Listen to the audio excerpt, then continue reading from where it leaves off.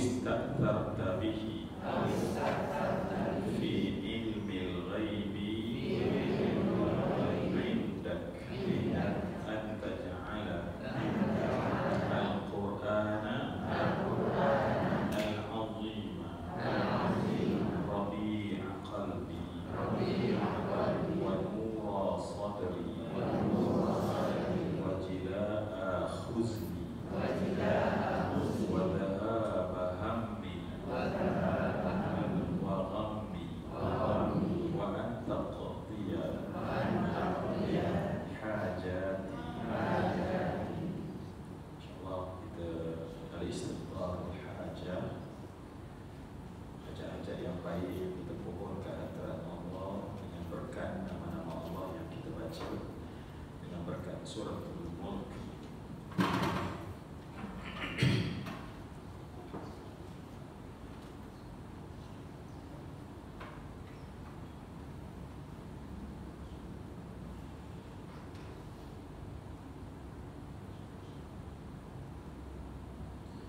وحاجاتنا وصلى الله على سيدنا محمد وعلى آله وصحبه وسلم والحمد لله رب العالمين. السلام عليكم ورحمة الله وبركاته.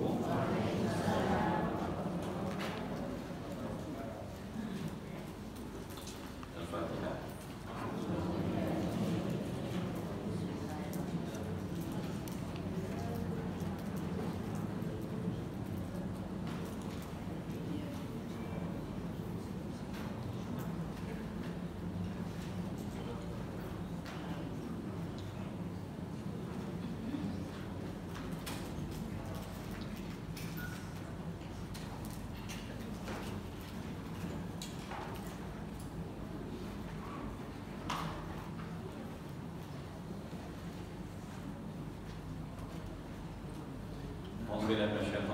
Bismillahirrahmanirrahim. Alhamdulillahirabbil alamin wa bihi nasta'in ala umuri dunya waddin. Wassalatu wassalamu ala rasulil amin sayyidina wa nabiyyina wa habibina Muhammadin wa ala alihi wa sahbihi ajma'in. Rabbi shrah li sadri wa yassir li amri wa hlul 'uqdatam min lisani yafqahu qawli. Subhanaka la ilma lana illa ma 'allamtana innaka antal alimul hakim. La haula wa la quwwata illa billahil aliyyil azim. Wa ba'd. Pertama sekali kita ucapkan terima kasih kepada pihak Masjid Al-Khairiyah spesial yang kita nak jadi orang yang berterima kasih. Malam yashkurin nas lam yashkurillah, kata Nabi dalam hadis riwayat Imam Ahmad. Kalau kita tak pandai ucap terima kasih kepada manusia, orang itu sebenarnya tak pandai syukur kepada Allah. Terima kasih pihak Masjid Al-Khairiyah, timnya. Lama tak jumpa Ustaz. InsyaAllah. Ada sikit? Ada di dapat anak baru. Ada siapa? Ada. Okey. Lama tak jumpa.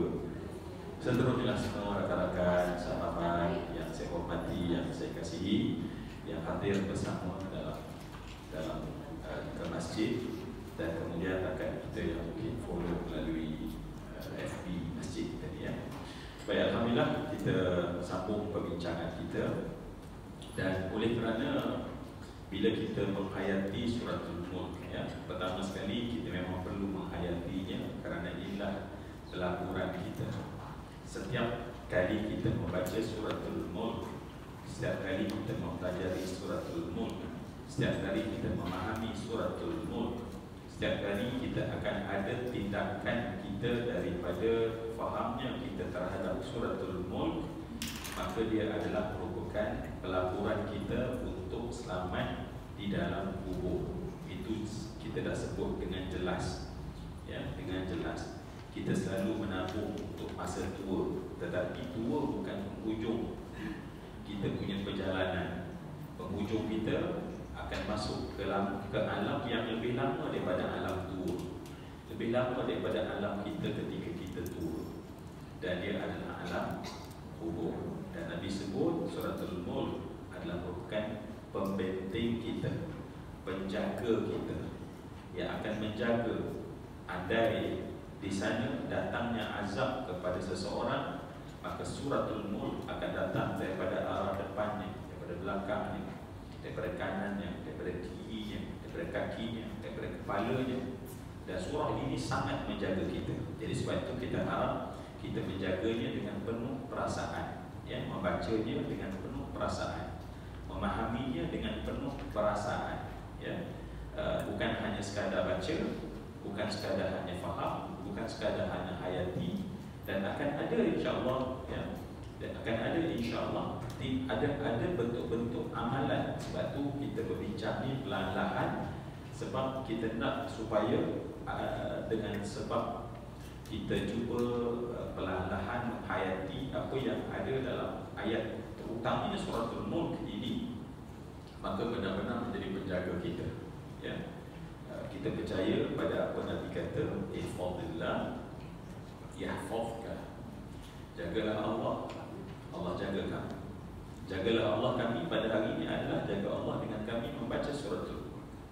Jaganya kami pada Allah adalah dengan kami cuba memahami apa yang ada dalam suratul dan kemudian menghayati, ya.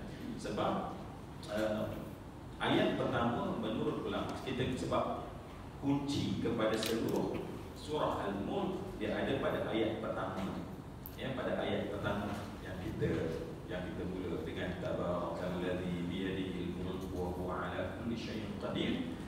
Dan ayat ini, ya, dia bukan sekadar ayat khabariyah, nak bagi tahu bahawa Maha Berkat Allah yang baginya segala kekuasaan dan menentukan setiap sesuatu. Bukan itu sahaja, bukan khabariyah, tetapi dia adalah merupakan satu insya, satu benda yang kita datang dalam syuur, dalam perasaan, ya. Sebab kalau khabar tu dia punya mesej utama adalah betul ke salah, ya, itu khabariyah. Tetapi kalaulah sampai kepada syuur, maka dia tak cerita lagi tentang betul dan salah, tetapi perasaan yang kita kena bawa di dalam apa yang kita cakap dan apa yang kita faham, ya. Sebab itulah nak bawa perasaan kena faham, ya. Kalau tidak, nak perasaan apa, tak ada perasaan, kita tu baca tabarakalladzi biyadihil mulku wa huwa ala kulli syai'in qadir, tetapi kita tak rasa bahawa, kita tak faham bahawa sebenarnya betapa agungnya kalimah tabaraka. Kita tak rasa betapa agungnya kalimah al-mulk. Kita tak agung pun rasa bahawa qadirnya Allah Subhanahu wa taala, ya. Jadi itu ingat, ya, itu adalah teras. Mungkin saya setiap kali saya akan ulang itu supaya teras tu, sebab lepas itu contohnya alladzi, isim mausul adalah yang itu nak cerita hati juga, nak menerangkan. So bagaimana kita nak menerangkan sesuatu tambahan kalaulah asasnya pun kita tak berapa nak pasti, tak berapa nak ingat, ya. Baik. Jadi insyaAllah kita pada ayat yang ke masuk 3. Okey, ya. Baik, boleh kan kita nak masuk pada ayat yang alladzi yang kedua, ya. Alladzi yang pertama, alladzi khalaqal mauta wal hayata liyabluwakum ayyukum ahsanu amala, ya.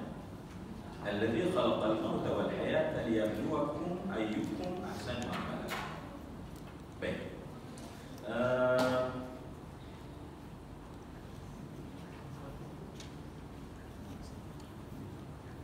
Ahsanu amala, kita dah cerita ahsanu amala, ya. Kita dah sebut tentang ahsanu amala. Baik, supaya amalan kita itu, dan Allah pun tak kata ayyukum aslahu amala, bukan yang paling soleh, paling baik amalannya, tetapi Allah kata ahsan.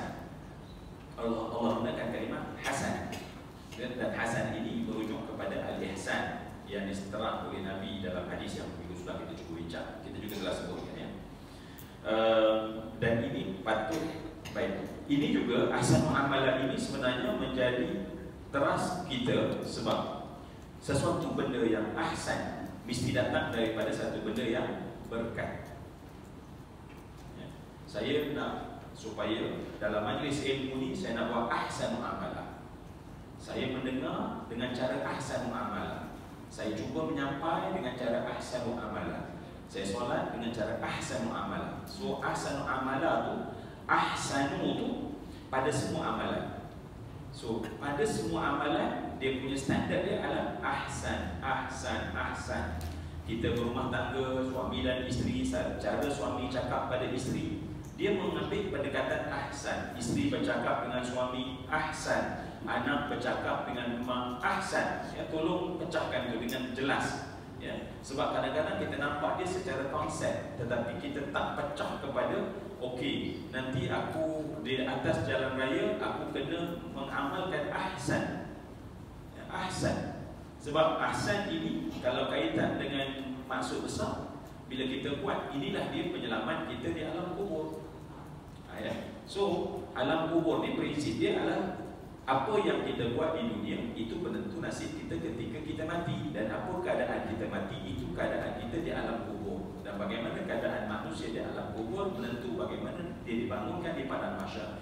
Bagaimana dia dibangunkan di padang mahsyar menentu bagaimana sama ada di syurga atau neraka. Jadi semua tu bila tarik balik ialah bagaimana sekarang. Kalau ahsan sekarang, insya-Allah dia bawa ke syurga. So jalan tu ahsan sekarang, mati ahsan, dalam barzakh ahsan, dibangunkan pada mahsyar ahsan, dan masuk dalam tempat yang ahsan. Dan ahsan tempat adalah al-jannah. Al-jannah. Jadi sebab itu untuk dapat ahsan, ingat kena pada berkat. Ya, linkkan mesti pada berkat. So kita akan buat sesuatu benda yang menyebabkan adalah mendatangkan berkat, mencari berkat, mengambil berkat, ya, tabarrukan. Ya, orang yang mungkin tak nampak konsep ahsan, orang yang tak nampak konsep ahsan, maka berkat bukan satu benda penting. Ya, berkat bukan satu benda penting. Sebab berkat, ingat tak mana berkat? Ada dua makna besar berkat. Ya, yang pertama thubut, yang kedua adalah ziyadah. Thubut maknanya kukuh, kukuh, mantap. Ziyadah makna berkembang. Saya bila tengok balik, Masya Allah ya, orang berniaga lah contoh ya. Bila kita berniaga, kita nak ada satu cawangan. Kalau kita nak lebih banyak untung, kita kena buat apa? Banner. Lebih banyak branch. Betul? Betul tak? Wahai ahli perniagaan, betul ke tak? Macam tak tegur langsung ni kan? Betul kan? Tetapi pernah tak kita dengar orang yang dia buat bisnes, pada ketika dia tak buka cawangan, bisnes dia bagus, tetapi bila buka cawangan, tiba-tiba sepatutnya kan kita untung satu kedai kita untung katalah 100,000 sebulan. So dua kedai kalkulatnya adalah 200,000. Tetapi rupanya boleh berlaku satu kedai untung 100,000, buka satu lagi kedai untuk yang 1,000 pergi kat sana. Boleh berlaku tak Fad? Okey, terima kasih. Boleh juga berlaku bahawa Masya Allah buka lagi satu kedai, patutnya untung 100,000, kerana masih kat sini akhirnya untung kita kosong. Dan boleh jadi juga kita buka satu kedai langsung tak ada untung, bahkan rugi. Boleh berlaku tak? Baik, boleh berlaku tak? Kalau kita kata boleh berlaku sebab tidak ada thubut. Thubut, mantap dan kukuh.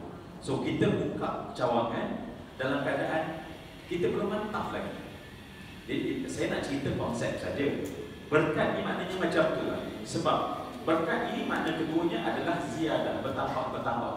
Tetapi Allah pada berkat bila bertambah mesti thubut dulu, supaya tak jadi macam yang saya sebut tadi, macam kita cerita tadi, bertambah, tetapi dia kerana tak kukuh, maka akhirnya menjadikan dia tu jatuh. Jadi benda berkat tak berlaku macam ni. So berkat mesti ada dua makna, thubut wa ziyadah. Ya, thubut wa ziyadah. Ya. So kita ilmu juga bila dia berkat, Kita mengaji, makin mengaji, makin mengaji, makin mengaji, maknanya dia bertambah, tetapi yang ada dikekal, dia mantap pada diri kita, mantap pada diri kita. Bila ilmu tersebut berkat. So kalau tak berkat, dapat tak bertambah atau tak lagi tak. Jadi sebab itu pada saya konsep ahsan muamalah dia punya base dia balik kepada sifat Allah tabaraka. Allah lah yang menitipkan berkat tersebut. Jadi orang yang kalau dia nak jadi ahsan, maka dia perlulah mencari keberkatan. Dan keberkatan ni ada kat mana ya? Siapa boleh ingat? Keberkatan ni ada kat mana? Maaf saya mungkin pergi pada asas, sebab setiap kali asas ni kena gugur. Ya, berkat tu pada dititipkan pada tempat orang itu. Tetapi cara kita pula nak dapat berkat tu bagaimana? Ada pada satu perkataan, namanya adalah tabarruk. Ya, namanya tabarruk. Baik, bagaimana cara tabarruk itu? Dengan adab. Bin adab. Dengan adab. Adab.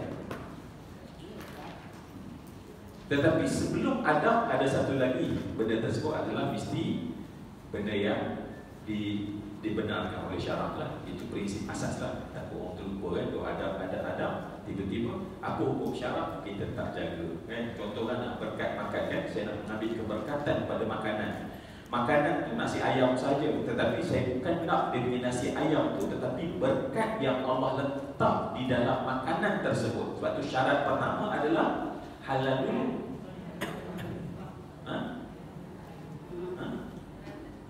Saya buat sebuah halal. Dah tambah thayyiban kan. Maknanya halal dulu, kena halal dulu. So kalau dia tak halal, berkat memang tak ada. Memang tak ada. Ya. Kemudian thayyiban lah. Thayyiban tu maknanya faktor-faktor yang sesuai dan baik. Itu satu, halal thayyiban. Yang kedua, adab. Bagaimana kita menjaga adab makan. Ketika kita menjaga adab makan itulah yang menyebabkan keberkatan yang Allah letak dalam makanan. Bukan zat, bukan gizi ya. Ingat, keberkatan bukan benda yang bersifat lahiriah. Sebab zat walaupun tak nampak, tetapi dia masih lagi lahiriah. Masih lagi lahiriah. Tetapi berkat adalah benda yang lebih lagi. So bila kita makan dan kita mengharapkan berkat, maka pada ketika itu bukan hanya pada zat. Zat itu pada thayyiban tadi.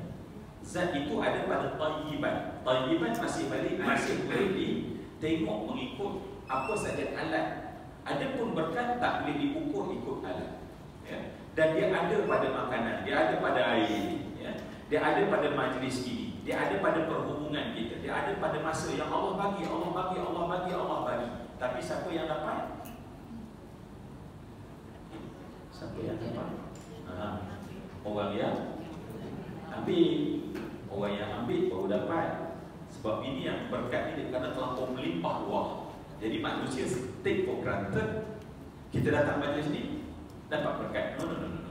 Kita kena ambil, kita kena usaha baru dapat berkat. Makan melahap macam tu je, kita dapat dia punya gizi dia, kita dapat dia punya nasi dan ayam dia. Tetapi berkat kita tak dapat. Sebab kita kena usaha macam mana ya, jaga berkat. Apa contoh adab makan? Cuba aja. Cuba aja.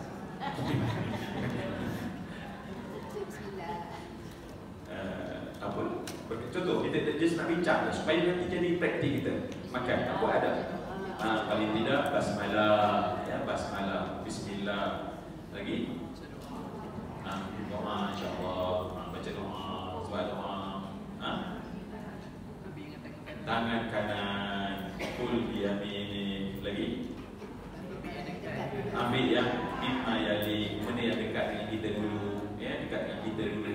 Walaupun sambal, ambil sambal dulu. Kalau kita nak berkat, kita ambil sambal dulu. Dia bukan suruh makan hidup sambal dulu. Ambil sambal yang dekat, walaupun sambal. Itu cara adab sebenarnya. Ambil yang dekat kita. Lepas tu mendahulukan orang yang lebih tua daripada kita. Kita tengok dalam grup kita ni, okey, kebetulan kita paling muda, so kita paling last. Betul. Memang itu dia ajar. Tapi hari ni mana orang peduli? Sebab orang tak peduli tentang berkat. Sebab orang tak ambil ahsan. Sebab ini cerita ahsan. Nampak tak? Orang yang ahsan amalah, mindset dia adalah dia kena jaga walaupun benda tu kecil. Tetapi kalau sekadar nak buat baik, apa peduli? Allah Akbar, dia cakap kan. Dan bukan cakap depan dia. Ya. Sebab kat depan tu dia punya apa? Kegemaran dia. Cross 3-4 negeri tak berpisah kan. Maksud yang Allah ambil. Ha? Nampak? Sepatutnya. Apatah lagi kalau kita makan dengan mak ayah kita.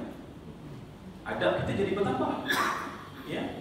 Sehingga ada ulama yang tak nak makan dengan mak dia. Dia hanya teman mak dia. Sebab dia takut mak dia nak aku kita ambil. Padahal dia dah tak ada adab. Kita mana perlu dia pun kan. Kita padu dia pun kan. Aku yang bayar kan. Baik, akhirnya sebab tu makanan tu masuk tetapi berkat tak jadi masuk dalam badan kita. So sebab tu bila berkat tak masuk, maka bagaimana kita nak ahsanu amalan. So dia mesti ada kaitan salah satu daripada benda yang lain. Kita baru cakap soal makan. Apa lagi adab contohnya? Haji ke? Sahabat saya ke? Masya Allah. Alhamdulillah kita tak pasal. Haji sahabat saya. Tuan yang sebelah. Salam. Itu memang otak saya tu. Datang sebab? Oh ada. Oh Masya Allah. Kan yang pergi umrah sama-sama jadi kita boleh ingat kan. Baik. Cikgu ada tak? Kalau cikgu tak pernah, cikgu suami sudah tak ada. Cikgu Alhamdulillah ada ya. Baik, Alhamdulillah. Ustaz Alhamdulillah. Tuan Haji lagi, Masya Allah. Saya ingat Tuan Iwan dia kata ada kematian jiran dia ya. Yang lain insya Allah kalau tak berubah kursi saya boleh ingat insya Allah ya. Alhamdulillah jelas kita ni tak berubah kursi yang keluar kat situ. Saya tak nampak yang sahabat saya yang luar sana yang ada dua, ada satu kawan ada 3 orang kan. Cuti.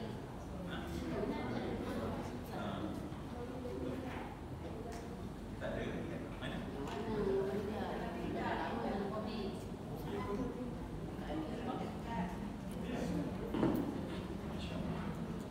Okey. Semoga Allah bagi kebaikan. Baik. Apa lagi anda makan? Please, maaf saya mendengar alamak Ustaz, basic sangat dah. Sebab rupanya, kenapa kita tak jaga? Sebab kita tak buat ahsanu amalah. Sedangkan itu benda yang paling penting. Yang paling penting ahsanu amalah menjadi sikap kita. Baik, apa lagi ada makan? Oh ya, masa makan, cara punya makan duduk, tidak bercakap ketika mengunyah, boleh bercakap ketika dah tak ada makanan dalam mulut ya. Orang Islam digalakkan bercakap pada masa makan. Ada agama dia tak galakkan bercakap pada masa makan, tapi orang Islam digalakkan bercakap ya, pada waktu makan. Tetapi jangan bercakap ketika mengunyah makanan. Keluar segala macam pada masa itu kan. Lagi. Apa lagi? Tolong saya. Kita buat insya-Allah. Makan luar Ustaz. Tidak mengomplain makanan dan dia makan. Dia tak komplain dan kemudian dimakan. Sebab dua je Nabi, sedap makan, tak sedap tinggalkan. Itu pilihan dia. So tidak ada komplain pada makanan yang kemudian dia makan. Sebab bila kita komplain, maksudnya apa makanan teruk sangat dan kita makan, teruk tu jadi darah daging kita. Macam tu je ya. Jadi makan tak tinggal ya, tak tinggal. So review dia dah. Review kemudian. Okey, baik. Lagi. Berhenti sebelum kenyang. Okey, itu dah jadi adab besar tu, ada adab besar ya.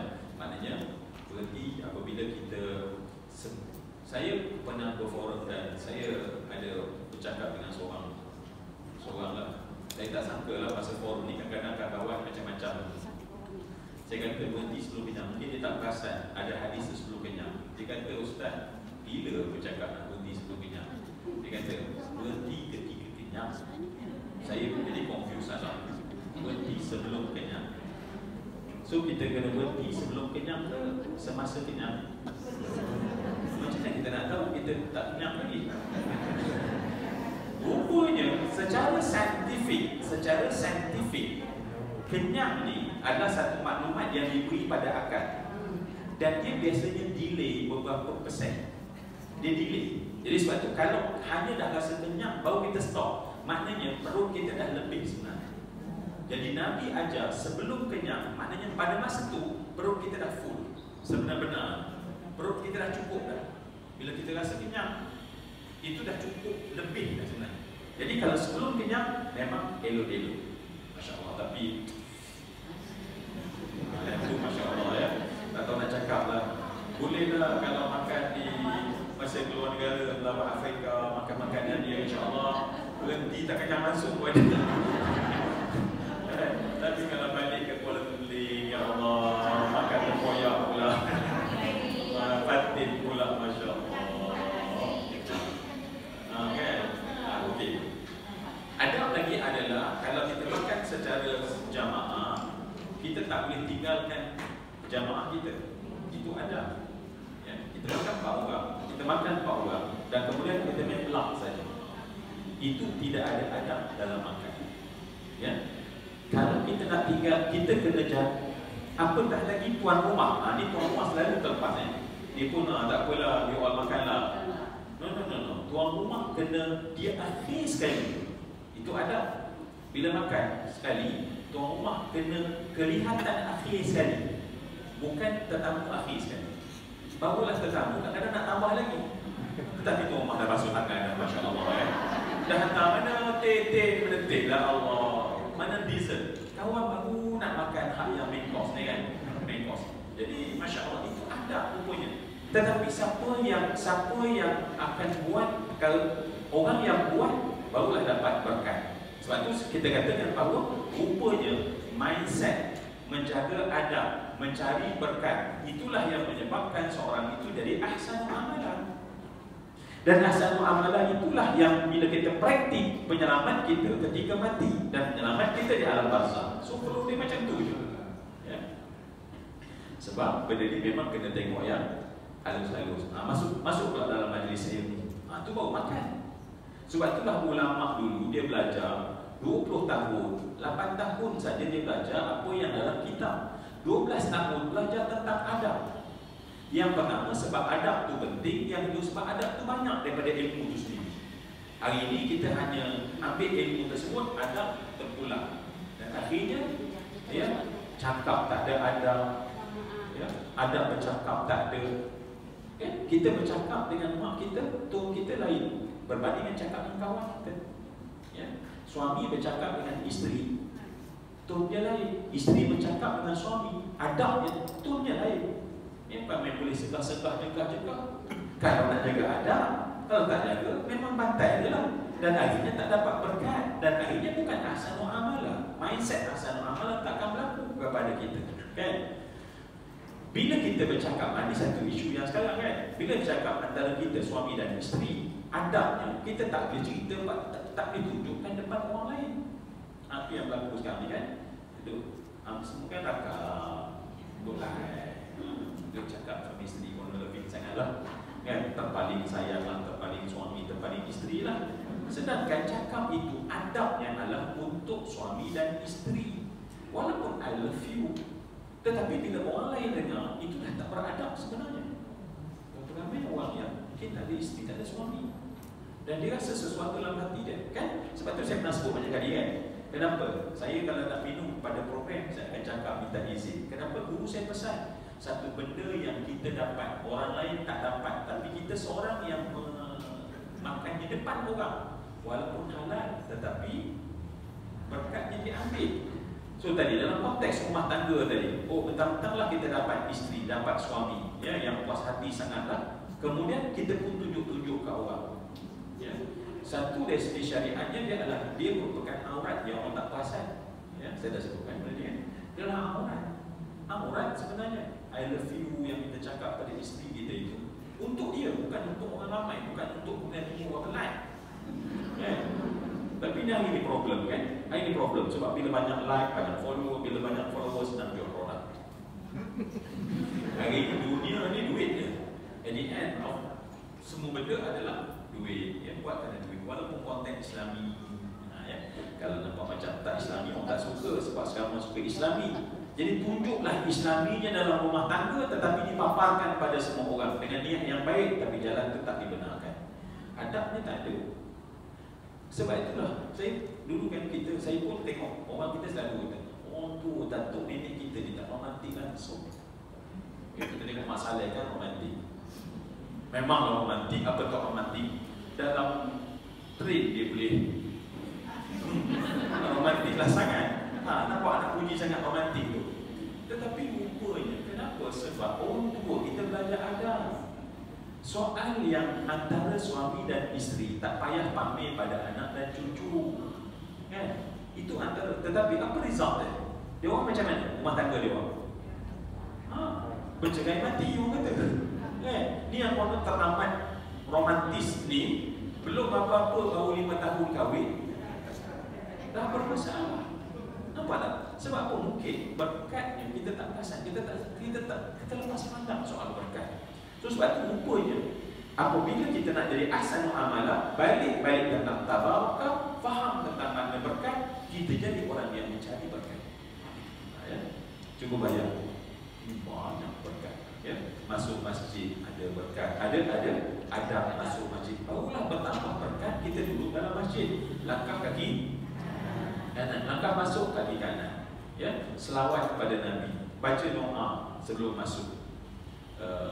Kalau kita tak boleh nak solat tahiyatul masjid, maka baca zikir yang disebut sebagai baqiyatus solihat.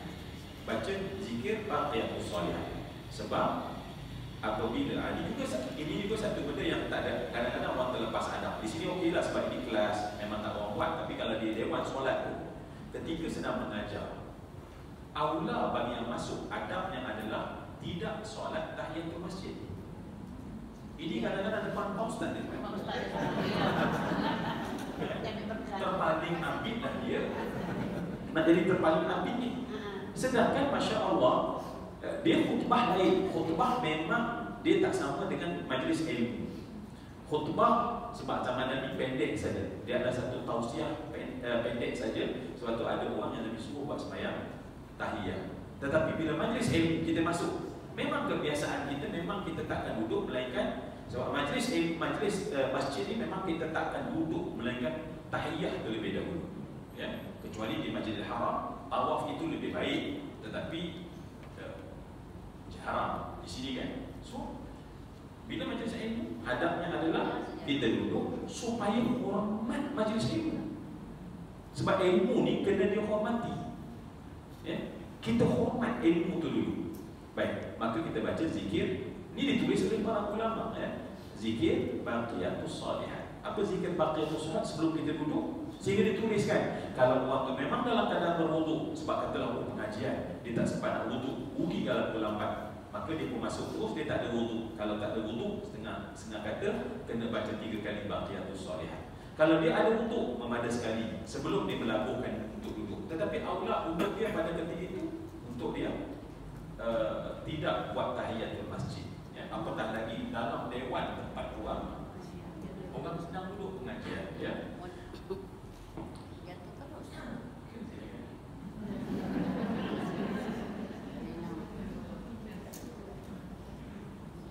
Zikir tak?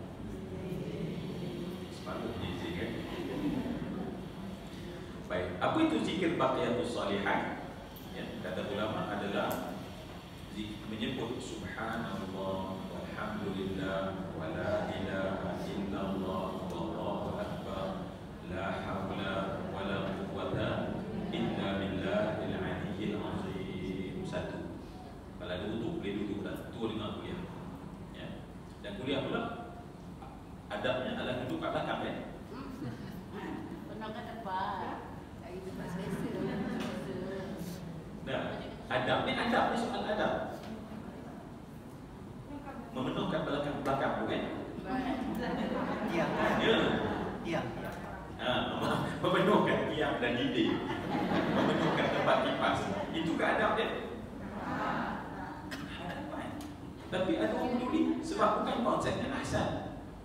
Aku dah buat, ya, yang penting buat. Dan sebab itu bagaimana kita nak selamat di alam kubur? Sebab surah Al-Mulk dia bukan baca, ingat ya. Kalau kita baca dalam Al-Azkar Imam Nawawi, bila disebut zikir bacaan Quran, dia terus tekankan adalah mengamalkan apa yang dalam Quran. Jangan berhenti pada baca. Kita berhenti pada baca. Tapi tak. Sekarang ni kita dah belajar satu benda. Apa surah Nuh mengajar kita? Buat ahsan.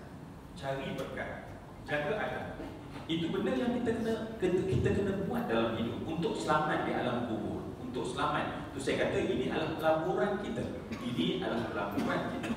Orang yang tak nak ahsan, itulah. Yang penting ada masuk. Ustaz ni bising lah kata. Dia tak datang semayang. Tak datang semayang. Kes lain. Kita sekarang Allah dah panggil. Kita dah Allah panggil kan.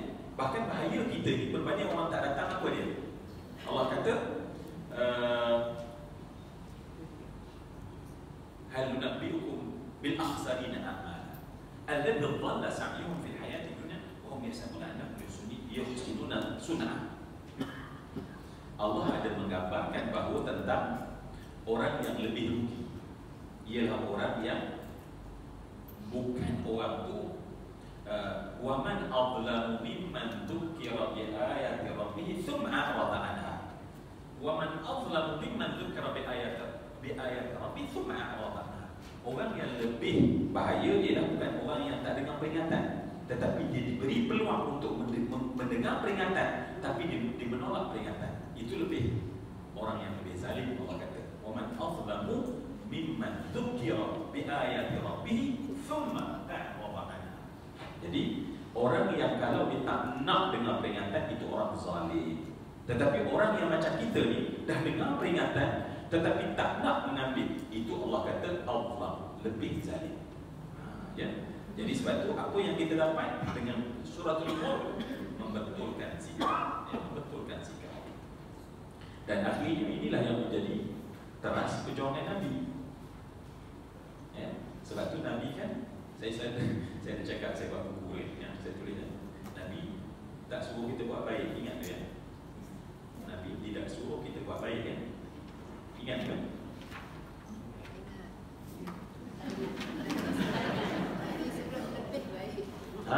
Ada yang ingat. Alhamdulillah. Apa dia? Nabi suruh kita buat lebih baik. Kita ni mindset kita ada buat baik, datang masjid, tapi adab tak jaga. Datang kelas, adab tak jaga. Berumah tangga, baik. Kahwin, baik. Imam Ahmad bin Hanbal, isteri dia mati waktu pagi, waktu asar dia dah kahwin lagi dah. Kan? Tak, dia kata aku takut aku mati dalam keadaan aku tidak ada isteri, dia kata. Sebab aku nak ambil kelebihan ada isteri. Nanti Imam Ahmad janganlah paksa-paksa lepas-lepas kan. Marry me dah. Sebab tak, itu satu kisah, nak cerita je. Baik. Jadi apa dia? Hidup untuk buat terbaik. Tapi macam mana cara dia? Mengambil berkat. Ya, berkat. So berkat nak dapat bagaimana? Ada. Jadi sebenarnya ayat pertama saja lah, masya-Allah. Ya. Ayat kedua saja. Masuk pada ayat yang kedua saja, allazi khalaqal mauta wal hayata liyabluwakum ayyukum ahsanu amala. Dia ada kaitan dengan atas. Dia ada kaitan dengan apa? Dengan tabarakah. Okey, apa maksud tabarakah tadi? Yang pertama subut, yang kedua adalah ziyadah. Okey. Subut dan ziyadah.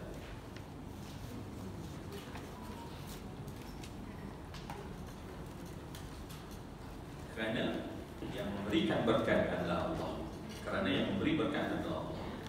Dan apabila Allah gunakan kalimah tabarakah, maaf saya naik balik ke atas. Macam itulah kan kita kan ada remote control ni, kadang-kadang forward, kadang-kadang rewind, kadang-kadang forward, pening si macam mana nak susun. Maka tabarakah, ya, tabarakah itu dia memberi makna yang sebenarnya sangat tinggi, sehingga kalau kita kata Allah yang memberikan berkat, sesuatu benda yang tak tergambarkan oleh kita. Sebab dengan Allah ni, zat, sifat dan af'al Allah itu, kita kena fikir bahawa satu benda yang lebih daripada apa yang kita sangka. Kalau kita puji Allah, puji yang terbaik adalah merasai apa dia? Apabila kita memuji Allah, Puji yang terbaik adalah apa kita rasa? Apa dia? Ya. Rasa dekat. Rasa dekat. Dan pada pujian itu, okey, pujian.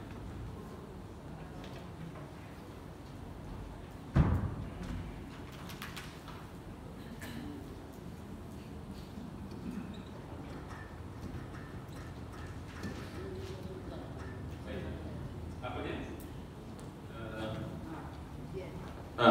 Pujian. Alhamdulillah. Baik. Pujian terbaik macam mana? Sebab ini adalah satu kefahaman untuk saya nak tambah lagi pada saat kita menyebut tabarak. Ya, ada satu benda yang kita kena rasa sebenarnya. Sebab ini bukan khabariyah tetapi syukur, rasa.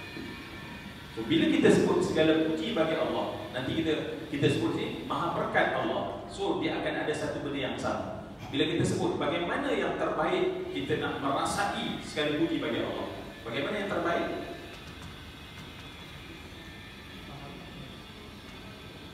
Ya.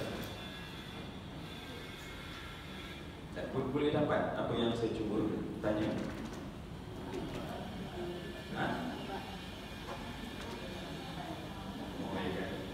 Itulah bila ada kelas, ada bunyi mesin gangguan kan. Jadi biasanya okey. Biasanya kelas ni okey je. Haji, bilanya okey kan. Tapi kali ni sebab mesin tu dia kuat sangat, jadi macam fokus berfikir tu tak apa dapat. Jadi tu nak kita pakai salahkan mesin tersebut, masya-Allah ya. Tetapi ingat, pahala ikut macam mana? Ikut susah.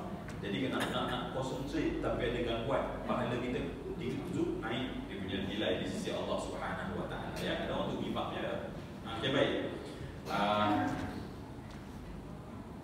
Kita puji Allah, segala puji bagi Allah. Tetapi apakah rasa yang patut kita rasa apabila kita menyebut segala puji bagi Allah? Okey.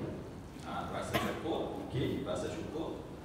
Ya, walaupun kalau kita tengok syukur adalah satu benda lain daripada puji. Okey, tak apalah kita kata masuk syukur sebab kita masuk syukur.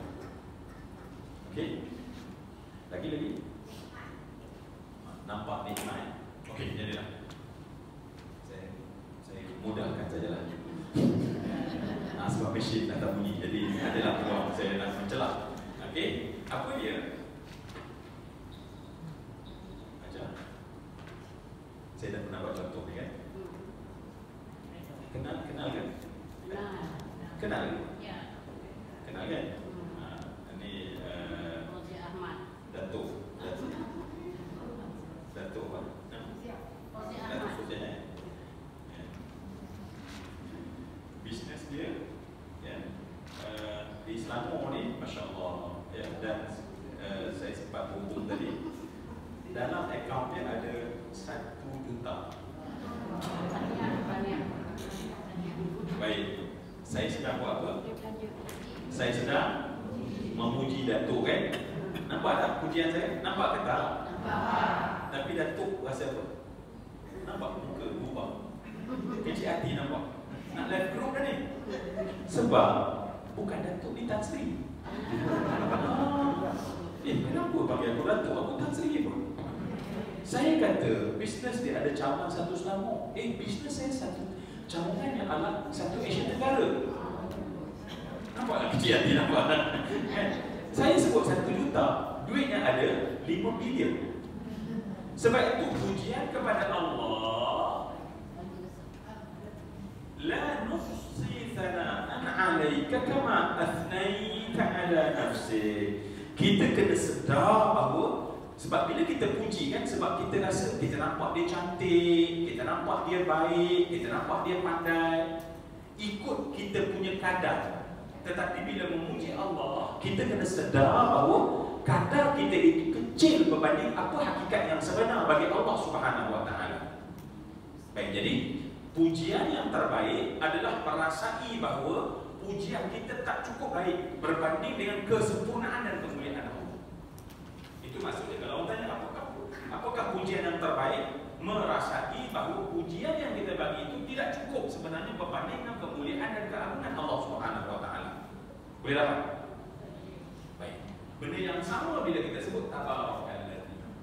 Benda yang sama bila kita sebut subhanallah. Benda yang bersifat syu'ur, maknanya bila kita kata maha berkat Allah, menurunkan berkat, kita rasa berkat ni macam ni dalam makanan, tetapi sebenarnya lebih lagi. Kita kena rasa bahawa berkat Allah itu lebih lagi. Berkat Allah lebih lagi. Berkat Allah lebih lagi daripada apa yang mampu difikir oleh seorang manusia. Okey? Jadi bila lebih lagi, maka kita akan mencari lagi. Dan bila kita mencari lagi, kita mendapatkannya dengan lebih beradab lagi. Ya. Okey? Jadi kata kunci yang kita penting sekarang adalah ada.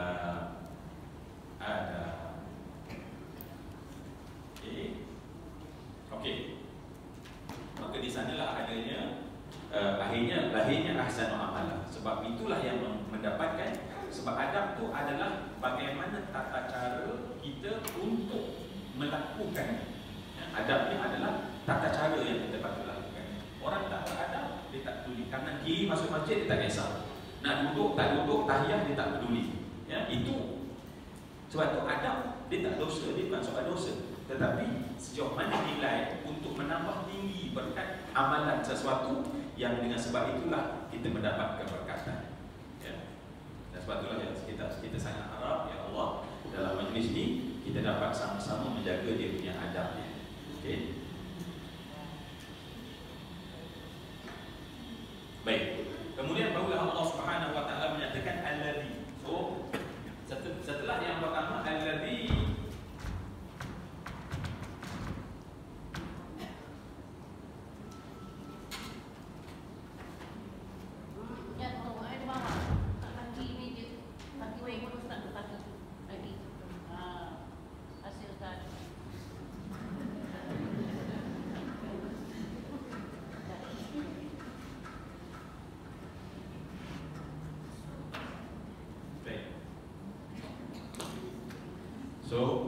kat sini adanya bila tabaraka, ini soal al-adab. Ya. Kemudian al-mulk, saya dah tulis kembali al-mulk. Kemudian al-qadir, ya, qadir.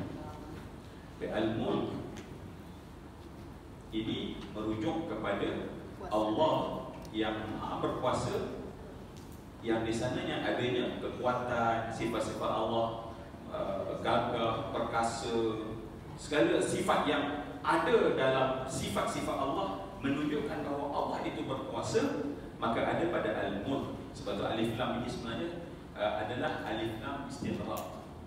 Yang dalam nahwu disebut alif lam ni adalah istighraq.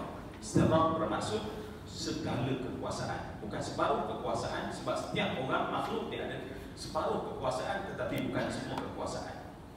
Baik, daripada tiga ini, maka alladzi khalaqa, kita dah buat. Alladzi yang pertama adalah menciptakan maut wal hayat, liyabluwakum ayyukum ahsanu amala. Dan yang kedua adalah alladzi pula, alladzi khalaqa. Alladzi khalaqa, apa makna khalaqa? Dari tiada kepada ada. Daripada tiada kepada ada, min adamin ila wujudin, itu ada ta'rif mana khalaq. Ja'ala min wujudin ila wujudin, daripada ada kepada ada yang lain. Tetapi bila khalaqa, maka hanya Allah lah sahaja. Baik, sampai ke tahap ini sebenarnya Allah masih lagi tidak menyebut nama Allah. Kan? Tabarakalladzi biyadihi al-mulk. Semuanya adalah maha suci Dia, yang Dia itu menguasai al-mulk, menjadi segala kuasaan, dan Dialah yang belum ada kalimah Allah. Belum ada kalimah Allah. Maknanya Allah memperkenalkan. Dia sama macam biasa kan kalau majlis anugerah kan, penerima anugerah kita pada tahun ini dilahirkan pada tahun ini. Ada nama dia? Baik, itu adalah sebenarnya satu metod. Sebenarnya satu metod Qurani. Allah tidak terus bahawa Allah kemudian ini Allah ceritakan dulu ialah siapa orang tersebut. Macam tadi dilahirkan pada tahun 70, maka dia membesar di Seri Gombak dan kemudian melanjutkan belajar di UKM, kemudian bla bla bla bla bla bla bla, dan nama tersebut adalah, kan barulah ada dia punya elemen misteri dan suspense. Dan rupanya dia adalah kaedah Qurani. Sebab tu Allah Subhanahu wa taala tak kata tabarakallahu, Allah tak pernah nama kat sini. Tetapi maha berkat dia. Sebab di sini adalah kalimah maha berkat dia, tabarakalladzi, yang mana dia diri pada tariknya dia siapa dia. Siapa dia tu sebenarnya belum tahu lagi. Ini adalah kaedah. Sebab ayat ini terutamanya turun kepada siapa? Okey, ayat ini turun kepada siapa?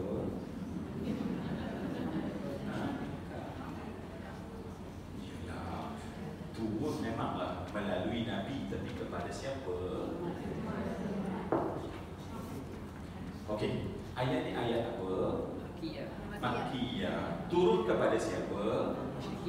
Orang musyrik yang tak percaya Allah dengan segala sifat kamalat itu sebagai Tuhan. Walaupun mereka menyebut Allah, tetapi dalam definisi Allah mereka sendiri. Sebab tu Nabi nak membetulkan. Maka sekarang Allah itu Allah tak sebut, tapi tengok sifat Allah itu. Sebab tu Allah tak kata, sebab nanti kalau kata Allah, inilah Allah yang kami duk kata. Sebab orang Arab jahiliah juga menggunakan kalimah Allah. Orang Arab jahiliah juga menggunakan kalimah Allah. Sebab tu ada orang sebelum datang Nabi pun mereka namanya Abdullah, hamba kepada Allah, tetapi dengan definisi Allah mereka sendiri. Maka sekarang Allah datangkan dia Allah itu, tetapi Allah buang nama tersebut supaya mereka tengok, oh Allah yang nanti nak sebut adakah sama dengan Allah ini. Ya, maka Allah datangkan dulu bahawa maha berkat dia yang menguasai, maka dia ilmu wa ta'ala, dan dia di atas setiap sesuatu qadir, menetapkan. Dialah Allah, khalaqa, dialah yang menciptakan al-maut wal hayat, kehidupan dan kematian, liyabluwakum ayyukum ahsanu amala, siapa yang paling baik amalannya. Alladzi khalaqal alladzi khalaqal maut wal hayat liyabluwakum ayyukum ahsanu amala. Alladzi khalaqa sab'a samawatin tibaqa ma tara fi khalqir rahmani min tafawut. Okey, ma khalaqar rahman min tafawut. Ya, baik. Sini Allah cerita tentang sab'a samawatin tibaqa. Allah menciptakan bagi kamu sab'a, 7 samawatin, langit, tibaqa yang berlapis. Ya, yang berlapis. Maknanya nak cerita bahawa dalam ayat ini Allah, kalau sini Allah cerita hidup mati, tapi yang ini Allah tak cerita tentang dua benda. Allah cerita satu benda saja, dan benda yang besar adalah sab'a samawatin tibaqa. Ya, 7 petala langit. Dan ayat 7 petala langit ini adalah sebenarnya kepercayaan orang sejak dulu. Kepercayaan orang sejak dulu. Dalam semua falsafah percaya bahawa langit ini ada 7 petala, 7 tabaqah. Saya pun tak tahu sebab kenapa orang macam 7 ni satu angka yang unik. Betul tak? Apa lagi 7 hari? Boleh jemput 8 hari kan? Boleh buat apa Dia reka 8 hari pun salah kita reka kan? 7 benua, 7 lautan. Lepas tu bila 7 wonders, nampak tak? 7. So 7 kalimah 7 tersebut ya. Saya ada baca, saya terlupa. Sejujurnya saya terlupa. Bahkan saya baca buku ketika Covey, dia tulis buku 7 Habits kan.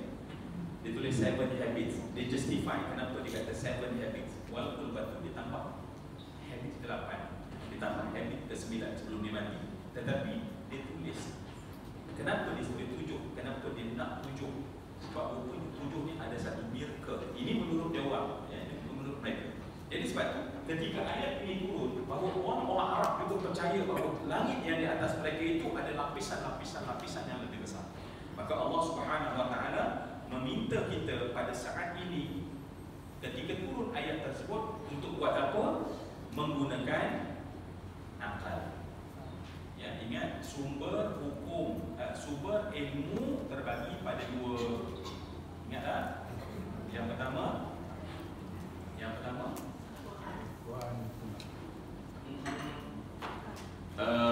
ada nama dia. Al-Quran itu ada nama dia dalam konteks ilmu. Apa dia? Naqli. Ya, ilmu terbagi pada dua. Ya, satu naqliyun. Ya. Yang kedua naqliyun, akal. Ya, dua sumber ilmu, naqal. Dan naqal inilah maknanya ilmu kita itu ni sumber kepada ilmu. Ya, sumber kepada ilmu. Dan ilmu ini letaknya pada akal manusia. Ya, ilmu pada akal, maka ilmu yang pada akal tersebut sumbernya mesti yang pertama adalah pada naqli. Naqli maknanya satu benda yang nakal daripada Al-Quran dan Nabi lah, Nabi. Ya, Al-Quran dan Nabi. Yang kemudian daripada Nabi ini dia kata sunnah, dia kata hadis. Ya, tapi kesimpulan inilah sumber yang pertama. Kemudian Allah Subhanahu Wa Taala suruh kita menggunakan akal. Ya, akal. Ya. Ada orang yang tak faham tentang perkara ini dan dia kata bahawa ilmu Al-Quran ini hanya dengan Al-Quran tanpa perlu pada akal. Itu bukan prinsip yang dipegang oleh ilmu sejak zaman dulu. Dia mesti dengan akal. Contoh ayat ini lah. Ya, Allah Subhanahu Wa Taala bila kata alladzi khalaqal mauta wal hayata liyabluwakum ayyukum ahsanu amala. Kemudian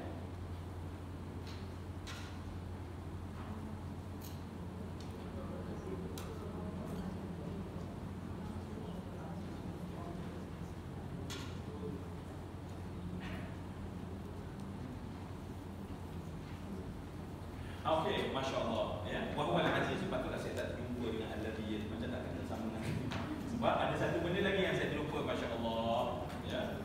Bahawa wahwal azizul ghafur, penutup ayat itu, nak masuk ayat kedua.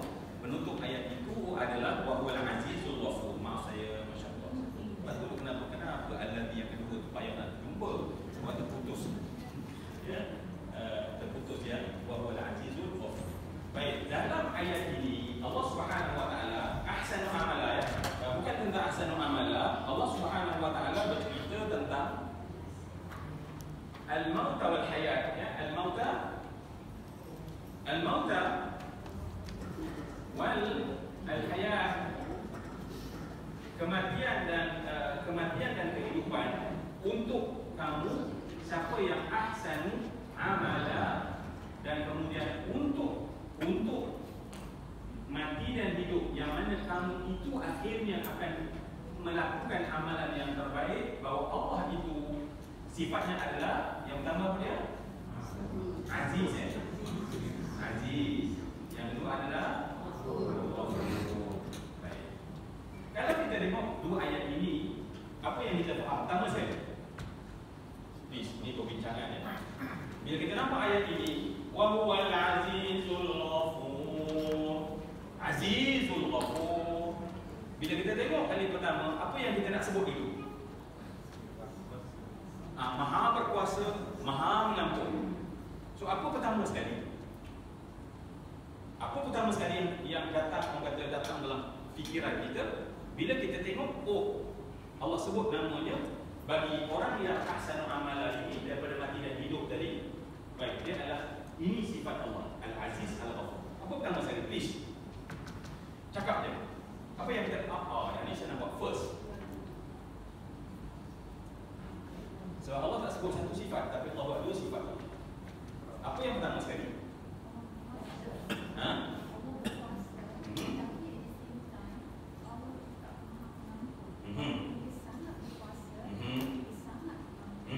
So apa benda dia? Apa kesimpulan? Bagi satu kesimpulan cakap.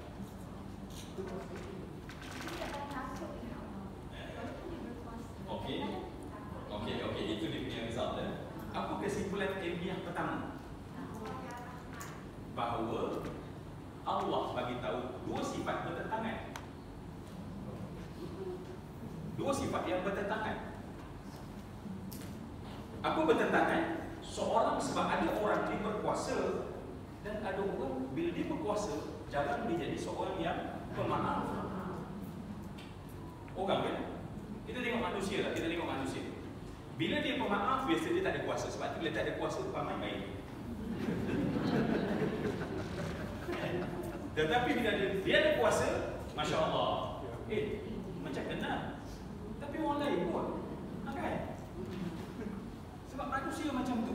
Maka Allah Subhanahu Wa Taala sebutkan kepada kita dua sifat yang kontradik, sifat kontradik. Maknanya orang berkuasa, ya, orang berkuasa. Tapi Allah Al-Aziz yang maha mulia, yang maha berkuasa, yang kuasanya bersifat mutlak. Tujuannya apa?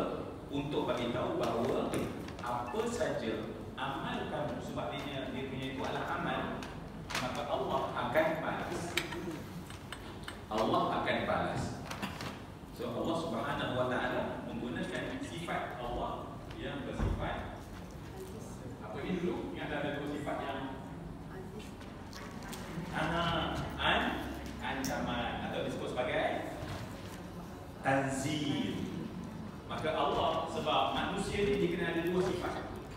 Yang pertama adalah ancaman, yang kedua pujuk. Sebab manusia tak akan boleh baik amalan dia kalau dia ni saja. Dia akan jadi pasif, yang ni dia akan jadi orang ambil mudah. So manusia yang nak dibentuk jiwa kita ni supaya jangan jadi orang yang ambil mudah, mesti melalui dua proses. Maka dalam ayat untuk amalan tadi dalam hidup kita, maka mesti ada tanzil. Dan di sini Allah mulakan kalimah tanzil. Apa tanzil? Yang melahirkan apa? Melahirkan apa? Khauf. Yang ini melahirkan roja. Nah,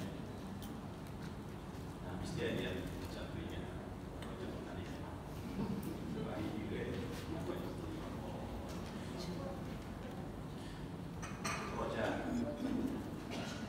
Baik, jadi Allah Subhanahu Wa Taala sedang memberitahu kepada kita bahawa manusia ni, hati dia mesti ada dua sifat tersebut. Khauf, kerana takut kepada Allah yang bersifat aziz, dan ada sifat raja, ya, mengharap. Kedua-dua ni saya dah sebutkan sebelum ini juga, sebab bila kita sebut dulu kan bersilih ganti ayat Allah bentuk itu, maka kita akan dapati bahawa dia berulang-ulang. Khauf, sifat ayat tafsir, ayat tanzil, ayat targhib, ayat tarhib, ya. Tarhib, tanzil, tafsir, ya, tanzil, tafsir. Natijahnya adalah hati kita supaya adanya sifat khauf dan raja. Sebab kalau khauf saja kita takut sampai hilang tenang dalam ibadat, dalam amalan. Tetapi kalau rojak saja memang bahaya, sebab kita akan ada apa, Allah bukan ghafur, ya, Allah bukan ghafur. Jadi Allah Subhanahu Wa Taala menggunakan aziz. Baik, last soalan akhir sekali, 5 minit. Antara, ya, kalau dari segi kekuatan ayat, antara dua sifat yang sifat ini adalah sangat, dan ini juga sangat berkuasa, sangat mengampun. Dari segi struktur ayat, mana yang lebih kuat?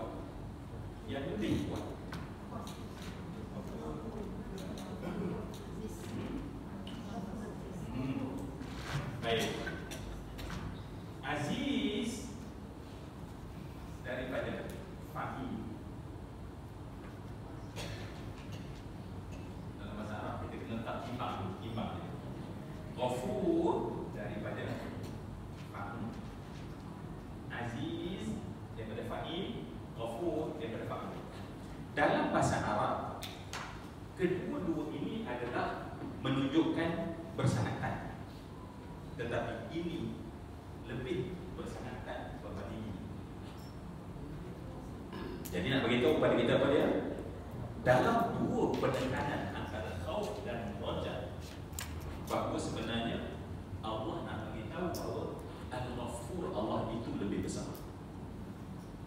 Sebab Allah main dengan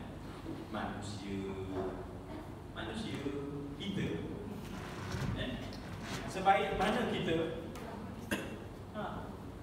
sebaik mana kita, pasti ada kesilapan, kelemahan. Maka kalau tidak ada besarnya ghafur Allah Subhanahu wa taala, maka kita tidak akan ada jalan pulang. Maka Allah dengan sifat ghafur memberi ruang jalan pulang kepada manusia walau sebesar mana dosa. Maka sebab itu Allah Subhanahu wa taala menggunakan kalimah aziz yang bersangatan dalam kekuasaan Allah, kemuliaan dan keagungan Allah, yang kamu kena takut sebab kamu bila lakukan amal, kamu akan dihisap amal kamu setiap satu. Tetapi Allah Subhanahu wa taala juga bersifat ghafur. Ya. Kita kena faham. Ada masa Allah, ya, kalimat aziz ini Allah gunakan aziz al-hakim. Maka itu tidak kontradik, dia sama je, sifatnya bersifat sama. Yang maha berkuasa lagi maha gagah, itu sama. Tetapi bila kontradik, berkuasa, pengampun, maknanya manusia itu dia kena sedar bahawa aku ini kena mengambil kedua-dua sifat, tetapi yang lebih. Sebab itulah saya katakan bahawa bila kita mati, bukan matilah, daim, ya, maksudnya ketika sedang mati, anda sakarat, ada satu je sifat yang kita kena biarkan dalam hati kita. Satu khauf, satu raja. Apa dia? Tiga saja. Raja. Khauf kena buang. Orang yang berada pada sakaratul maut, maka dia kena hanya tiga. Ketiga sekarang kena dua-dua sekali, supaya kita tak ditipu oleh syaitan. Ya, alah tak apa, Allah tu pengampun, it's okay. Kan? Tetapi mesti dua sekali. Baik, jadi semua yang dikasih sekalian, dan sebab itulah Al-Ghafur ini, nama Allah, sifat Allah ini Allah tulis letak dalam Al-Quran sebanyak 91 kali. Al-Ghafur, Al-Ghafur, Al-Ghafur. Ya. Al-Aziz, maaf saya, nanti saya ingat lagi. Nanti Fat tanya saya. Ya. Baik, jadi semua yang saya hormati dan saya kasihi, kita hidup sebenarnya dalam dua rasa tersebut supaya amal kita dapat amal yang terbaik. Itulah matlamat kita insya-Allah. Dan nanti kita bawa sambung pada alladzi khalaqa sab'a samawatin tibaqa ma tara fi khalqir rahman min tafawut farji'il basara tara min futur thumma marji'. Sebab kenapa Allah tekankan tiga kali sebenarnya? Ada tiga kali untuk kita melihat kepada langit.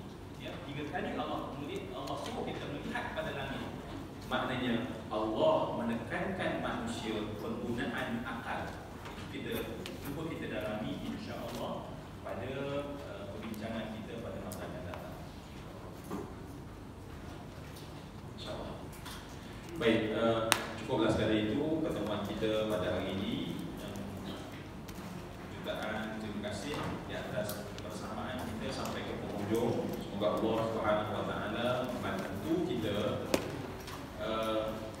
memelihara kita dan menjaga kita sepanjang masa, dan Allah Subhanahu wa taala mengampunkan sebarang kesilapan, silap dan dosa kita, agar hidup kita ini benar-benar ahsan amalan. Amin. Insyaallah. Amin ya rabbal alamin.